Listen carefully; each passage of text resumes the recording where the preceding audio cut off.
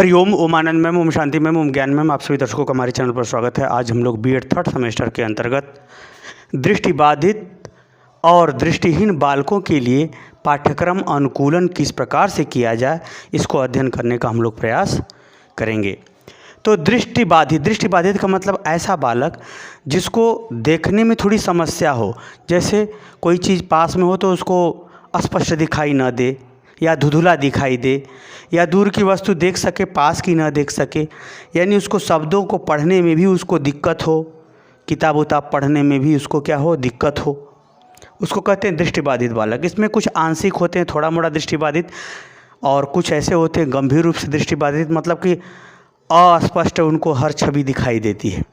और जो दृष्टिहीन है वो ऐसे बालक होते हैं जिनको बिल्कुल दिखाई नहीं देता, या जन्म से या किसी चोट लगने के कारण से या किसी रोग के कारण से उनको बिल्कुल नहीं दिखाई देता। ऐसे बालकों के लिए पाठ्यक्रम अनुकूलन कैसे करें? पाठ्यक्रम अनुकूलन का तात्पर्य है कि शिक्षण अधिगम व्यवस्था को इस तरह से बनाया जाए कि वह आराम से उसे सीख सके, आराम से उसे ज्ञान प्राप्त हो सके। उसे कहते हैं पाठ्यक्रम अनुकूलन। यानी अधिगमकर्ता को ही मुख्य मान करके जो है, अधिगमकर्ता को ही मुख्य मान करके वो कौन कौन सी शिक्षण गतिविधियाँ या पाठ्य सहगामी क्रिया या शिक्षण सहायक सामग्री इत्यादि उपस्थित किया जाए, या विषय वस्तु को इस प्रकार से उसे सिखाया जाए, या विषय वस्तु को ऐसी विषय वस्तु को उसे पढ़ाया जाए जिससे वह आराम से वो अधिगम कर सके, उसे सीख सके। उसी को कहते हैं पाठ्यक्रम अनुकूलन। तो दृष्टिबाधित बालक और दृष्टिहीन बालकों को ध्यान में रखते हुए हम पाठ्यक्रम अनुकूलन किन महत्वपूर्ण बिंदुओं को ध्यान में रख करके हमें करना चाहिए, एक अध्यापक को अनुकूलन करने का प्रयास करना चाहिए, उन्हीं सब बिंदुओं को हम लोग इस वीडियो के अंतर्गत देखने का प्रयास करेंगे। मुझे उम्मीद है कि अगर ध्यान से सुनेंगे, समझेंगे, तो आप स्वयं ही इसे अच्छी तरह समझ जाएंगे और आप अच्छे नंबर लिख करके प्राप्त कर सकेंगे। आइए देखते हैं। अगर हम बात करें, सबसे बड़ी बात यह होती है कि दृष्टिहीन जो बाधित बालक होते हैं उनको कहीं आने जाने की समस्या बहुत ज़्यादा होती है। दूसरा, किसी कार्य या व्यवहार में उनको सावधानी रखने संबंधी ज़्यादा समस्या होती है। तीसरा, दुर्घटना या अन्य चीज़ों से उन्हें सुरक्षा या खतरा वाली चीज़ों से उन्हें सुरक्षा की भी बहुत ज़्यादा समस्या उत्पन्न होती है। सामान्यतः ये बालक जो है दृष्टिबाधित बालक हैं, जो ज़्यादा गंभीर रूप से दृष्टिबाधित हैं या दृष्टिहीन हैं, ऐसे बालकों के साथ ये तीनों समस्याएं हमेशा हर परिस्थिति में जुड़ी रहती हैं। फिर भी अगर उनको कुछ विशेष व्यवहार, कुछ विशेष शिक्षण, प्रशिक्षण, कला, ज्ञान, व्यवहार इत्यादि सिखा दिया जाए तो वह आत्मनिर्भरता के साथ जो है अपना जीवन यापन करने हेतु काफ़ी योग्य और सफल जीवन बिताने में सफल हो जाता है। तो आइए ये सब अगर देखा जाए, इन सब बातों की समस्याएं तो उसके संग रहती हैं, परंतु इस समस्याओं के अंतर्गत भी शिक्षण व्यवस्था अगर दिया जाए, शिक्षण का उनके आवश्यकता के अनुसार अनुकूलन किया जाए, परिवर्तित करके व्यवस्थित किया जाए, तो भी महत्वपूर्ण होता है। आइए देखते हैं इसमें। पहला है शिक्षण अधिगम व्यवस्था। शिक्षण अधिगम व्यवस्था का तात्पर्य है कि उस बालक के लिए जो दृष्टिबाधित है या दृष्टिहीन बालक है, अगर वह दृष्टिबाधित है यानी थोड़ा कम दिखाई देता है, तो ऐसे बालकों को आगे बैठने की व्यवस्था करना चाहिए। शिक्षक को कक्ष में व्याख्यान विधि का ज़्यादा यूज करना चाहिए। व्याख्यान विधि, कहानी विधि, कथन विधि, ये सब का क्या करना चाहिए, एक प्रयोग करना चाहिए। व्याख्यान का वो ज़्यादा प्रयोग करे। साथ ही उनके योग्य, मतलब ऐसा ढंग का हो, रूम हो, कहीं उनको आने जाने में दिक्कत न हो, कहीं ठोकर न लगे। प्रकाश जो है, अगर दृष्टिबाधित बालक है तो प्रकाश की पर्याप्त व्यवस्था करे, प्रकाश खूब अच्छा रहे वहाँ पे। अगर दृष्टिहीन है तो उसके लिए प्रकाश का तो कोई विशेष मतलब नहीं है। तो ये सब प्रकाश की व्यवस्था करे, और बोर्ड भी ऐसे टाइप का रखे कि जिसमें जो एक विशेष प्रकार की चमक हो, एक प्रकार से जैसे होता है ना वो इलेक्ट्रॉनिक बोर्ड, प्रोजेक्टर इत्यादि का भी वो प्रयोग करे शिक्षण अधिगम व्यवस्था के अंतर्गत। और विषय वस्तु को बहुत थोड़ा थोड़ा करके पढ़ाए।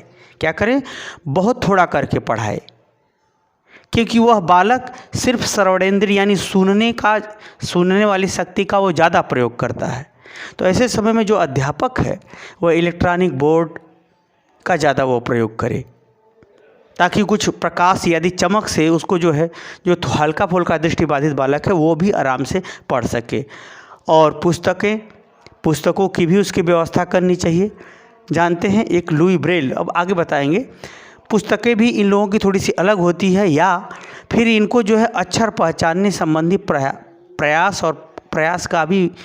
प्रयास काफ़ी दिनों तक उसे जारी रखे, तब जो है शिक्षण अधिगम व्यवस्था के योग्य व कोई बात समझने लिखने के योग्य हो जाएंगे। क्योंकि जब तक वो शब्द को समझेंगे नहीं, पहचानेंगे नहीं, उसका आकार व्यवहार, तब तक वो जो है शिक्षण अधिगम व्यवस्था के अंतर्गत शिक्षण प्रक्रिया को आगे नहीं बढ़ाया जा सकता। तो ये सब क्रियाएं अध्यापक को अधिगमकर्ता यानी दृष्टिबाधित बालक और दृष्टिहीन बाधित बालक के लिए ध्यान में रख करके शिक्षण कक्षा कक्ष के लिए करना चाहिए। दूसरा, यंत्रीकरण।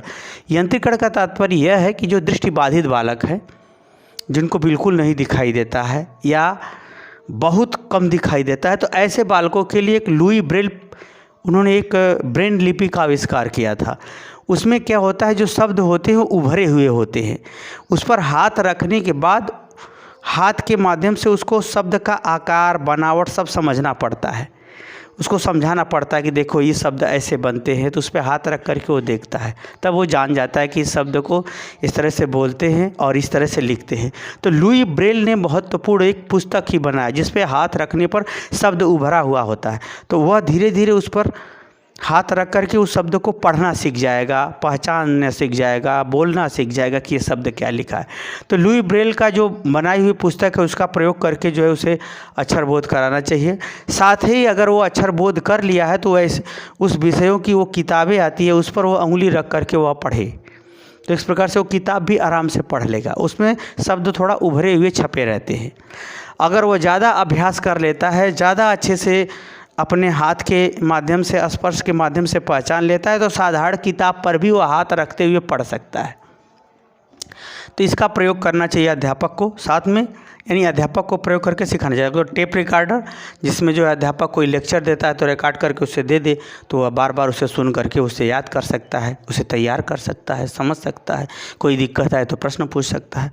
साथ है बुलेटिन बोर्ड। बुलेटिन बोर्ड का तात्पर्य एक ऐसा टाइप का ये होता है कि कोई जैसे बुलेटिन बोर्ड का मतलब यहाँ होता है कि किसी विषय विशेष पर आधारित एक बोर्ड टाइप का होता है, उसको जो है स्टार्ट कर देने पर या फिर उससे संबंधित जानकारी जो है जो चीज़ सिखाना है उसे, जो चीज़ बताना है, जो चीज़ अभ्यास कराना है, तो बार बार उस पर वो रिपीट होता रहता है, वह आराम से जो है उस पर उसके माध्यम से सीख सकता है।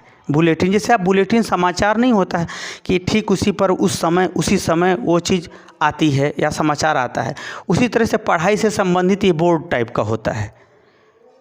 उसके माध्यम से क्या होता है, वो जो है बुलेटिन बोर्ड होता है, उस बोर्ड के अंतर्गत जो है हम लोग उसे सिखाने का प्रयास करते हैं।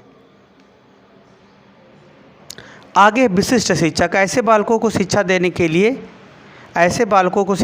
के लिए विशेष प्रकार का प्रशिक्षित अध्यापक रहता है तो ज़्यादा सफल होगा, क्योंकि विशेष प्रकार का अगर प्रशिक्षित अध्यापक है, जैसे विशिष्ट बीएड किया है, विशिष्ट बीटीसी किया है, तो ऐसे अध्यापक ऐसे बालकों के हाव भाव या उसकी शारीरिक अभिव्यक्ति इत्यादि को देखते हुए, उसके संवेगात्मक लक्षणों को देखते हुए उनके शंका का समाधान, उनकी आवश्यकता का समय पर समझना और उनके व्यवहारों को समझते हुए शिक्षण के सही दिशा में मोड़ा जा सकता है।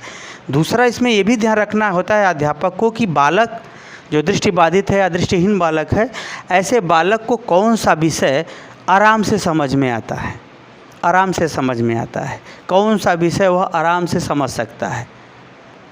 बहुत सारी विषय हैं, हिंदी, भूगोल, इतिहास, नागरिक शास्त्र, बहुत सारे हैं, लेकिन वो कौन सा विषय आसानी से समझ सकता है, उस पर वो अध्यापक क्या करे, उसी के माध्यम से उसे और पढ़ाते हुए, उसे निर्देशित करते हुए सिखाने का प्रयास करना चाहिए। क्योंकि ऐसे बालकों का जो है कुछ न कुछ विशेष गुण किसी न किसी क्षेत्र व्यवहार में मिल ही जाता है, जिसके सहारे हम उसे आत्मनिर्भर बना सकते हैं या उसे शिक्षण प्राप्त करा सकते हैं। यह भी एक प्रकार का क्या है, पाठ्यक्रम का अनुकूलन का ही रूप है। हमने ये बताया साफ साफ कि अधिगम कराने संबंधी जो भी प्रक्रिया अपनाई जाएगी वो सब पाठ्यक्रम अनुकूलन की ही रूप होगी।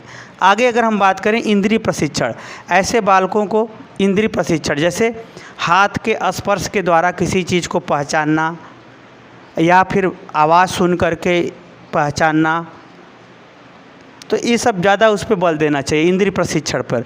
जैसे होता है ना कि खाना है तो सूंघ के पहले खाओ, हल्का सा चख के कोई चीज़ का पता करो। तो एक प्रकार से जो हमारी जिह्वा है, जो हमारे हाथ हैं, जो त्वचा है, जो एक प्रकार के आवाज़ का रंग ढंग है, बोली ढंग है, जैसे अध्यापक डांटता है तो उसका क्या स्वरूप होता है, डांट का क्या मतलब होता है, तो हर चीज़ का जैसे डांटने का संकेत संवेदनाओं के माध्यम से हर बच्ची महसूस करते, उसी तरह से अन्य इंद्रिय, हमारे पास 5 ज्ञान इंद्रिय है, उसके पास मात्र कौन सी इंद्रिय नहीं है, ज्ञान इंद्रिय नहीं है, दृष्टि।